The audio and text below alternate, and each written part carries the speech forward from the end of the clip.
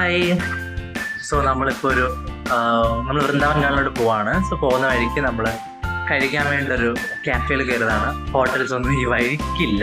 Actually നമുക്കൊരു 20 kilometres ഉണ്ട് മൈസൂർ ടൗണിൽ നിന്ന് വൃന്ദാവൻ ഗാർഡൻസിലോട്ട്. നിങ്ങൾ കഴിച്ചിട്ട് വരാനാണെങ്കിൽ മൈസൂർ ടൗണിൽ നിന്ന് തന്നെ കഴിക്കുക. It's very difficult find hotel. ഭയങ്കര ബുദ്ധിമുട്ടാണ്. എല്ലായിടും ദോശയൊക്കെ ഉണ്ടാവുള്ളൂ. ഞാൻ രാവിലെയും ദോശയാണ് കഴിച്ചത്.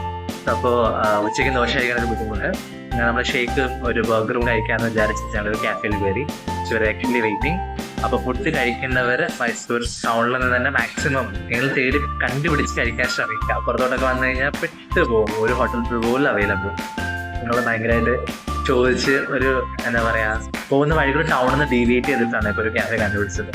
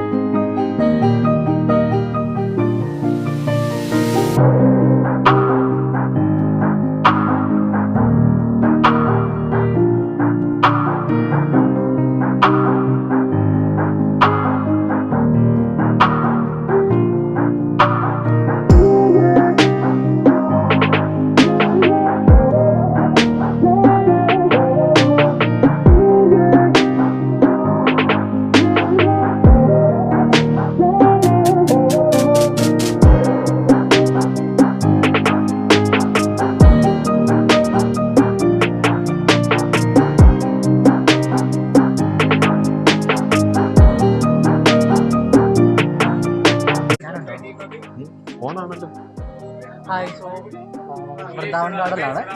Per head 50 rupees. സോ 2 പേർക്ക് 100 രൂപ. പക്ഷെ അവർ കീറി കളയും കേട്ടോ വാങ്ങിച്ചാൽ.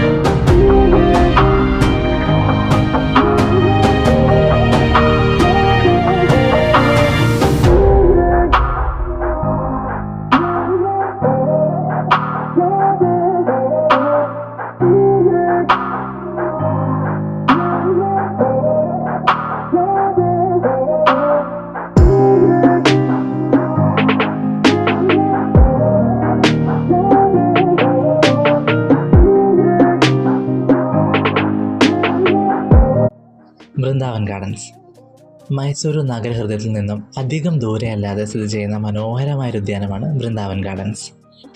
കാവേരി നദിക്ക് കുറുകെ കൃഷ്ണരാജസാഗര അണക്കെട്ടിനോട് ചേർന്ന് 1927 നിർമ്മാണം ആരംഭിച്ച് 1932 പൂർത്തീകരിച്ച വളരെ മനോഹരമായ ഒരു സ്ഥലമാണ് വൃന്ദാവൻ ഗാർഡൻസ്. പ്രതിവർഷം 2 ദശലക്ഷം വിനോദസഞ്ചാരികൾ എത്തുന്നതെന്നാണ് കണക്ക്. മൈസൂരിലെ അന്നത്തെ ദിവാനായിരുന്ന ദിവാൻ സർ മിശ്ര ഇസ്മായിലാണ് ഈ ഒരു പൂന്തോട്ടത്തിൻ്റെ ശില്പി. അദ്ദേഹം നമ്മുടെ ബാംഗ്ലൂരിലെ ബൊട്ടാണിക്കൽ ഗാർഡൻ നിർമ്മിച്ച ഹൈദർ അലിയോട് പ്രചോദനം ഉൾക്കൊണ്ടിട്ടാണ് ഇവിടെ ഇങ്ങനെയൊരു ഗാർഡൻ പണിയാൻ തീരുമാനിച്ചത്. നമ്മൾ ഇന്ന് കാണുന്ന രീതിയിൽ 2005 50 ദശലക്ഷം ചിലവിട്ട് പൂന്തോട്ടം പുതുക്കി പണിയുകയും കൂടാതെ ജലധാരകളും മറ്റും മ്യൂസിക്കൽ ഫൗണ്ടനും കാര്യങ്ങളൊക്കെ സെറ്റ് ചെയ്യുകയും ചെയ്തിട്ടുണ്ടായിരുന്നു. ഇതുവരേക്കും ഒരു തവണ മാത്രമേ അടച്ചിട്ടിട്ടുള്ളൂ. 2007 കാവേരി ജലതർക്കവുമായി ബന്ധപ്പെട്ട് കുറച്ച് നാൾ ഇത് അടച്ചിട്ടിട്ടുണ്ടായിരുന്നു.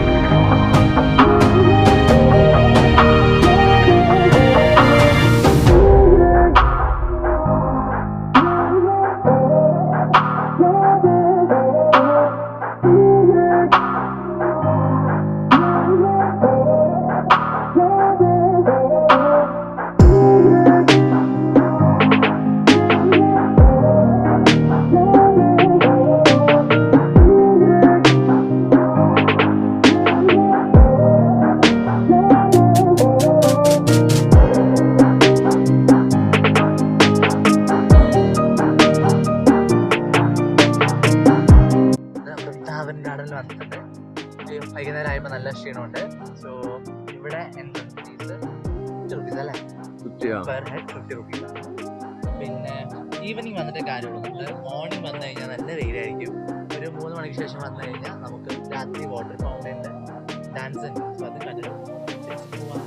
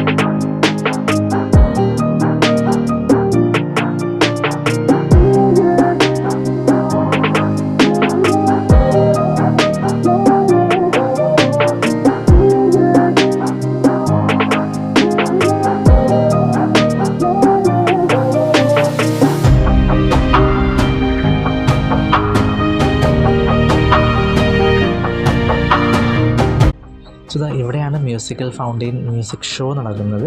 സോ കുറേ നേരം വെയിറ്റ് ചെയ്ത ശേഷമാണ് we got information due to technical issue ഇത് ആ ഒരു ഷോ ക്യാൻസൽ ചെയ്തു. അപ്പോൾ നമ്മൾ പെട്ടെന്ന് പുറത്തിറങ്ങി. സോ പെട്ടെന്ന് പുറത്തിറങ്ങിയാൽ വേഗം പോകാൻ പറ്റും. ബിക്കോസ് നല്ല തിരക്കുണ്ടായിരുന്നു. അപ്പം ഇവിടെ ബ്ലോക്ക് ആകുന്നതിന് മുമ്പ് നമ്മൾ പോകാമെന്ന് വിചാരിച്ചു.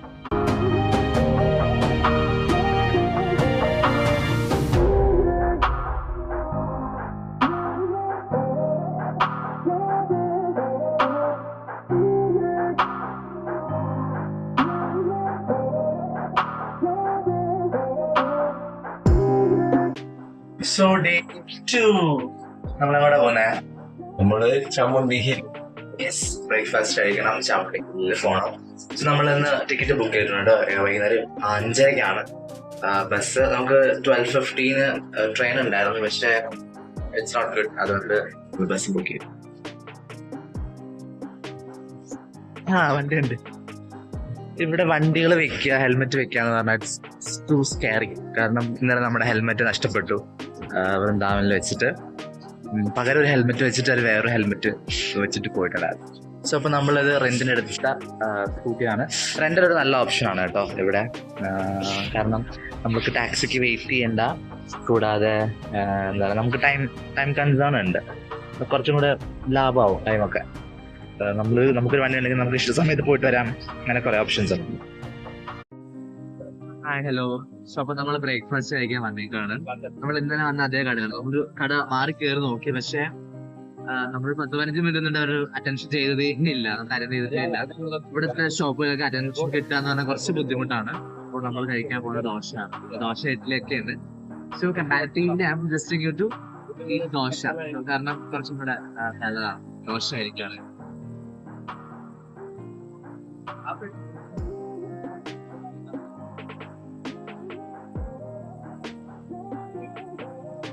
അപ്പൊ കഴിച്ചിട്ട് തരാം.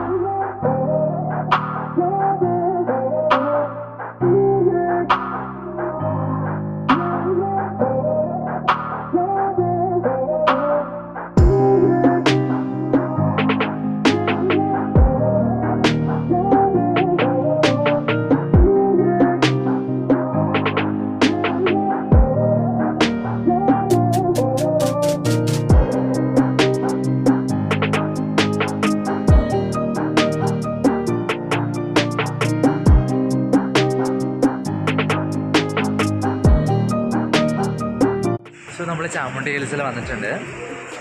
ഇവിടെ സ്കൂട്ടർ പാർക്കിംഗ് ആണെന്നുണ്ടെങ്കിൽ 10 രൂപയാണ്. കാരണം എത്രയാണ്? ഐ തിങ്ക് 50 ആണെന്ന് തോന്നുന്നു. കുറേ ആൾക്കാർ റോഡിലൊക്കെ പാർക്ക് ചെയ്തിട്ടുണ്ട്.